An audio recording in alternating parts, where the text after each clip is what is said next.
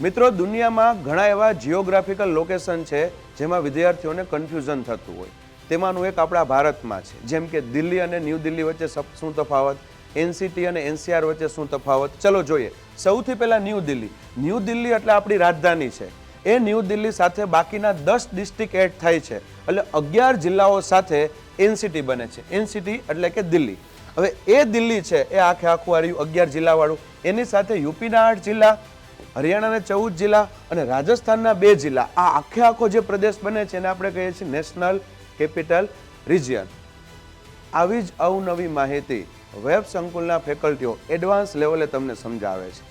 મિત્રો, વેબ સંકુલ ગાંધીનગર ખાતે જીપીએસસી ફાઉન્ડેશન બેચ શરૂ થઈ ચૂકી છે, જેમાં આવતીકાલે મારો જિયોગ્રાફીનો લેક્ચર છે.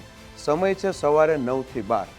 તો મિત્રો, નીચે આપેલા સરનામા પર આવતીકાલે ભેગા થઈએ છીએ નવા જોશ સાથે, ઉમંગ સાથે. જય હિન્દ, જય ભારત.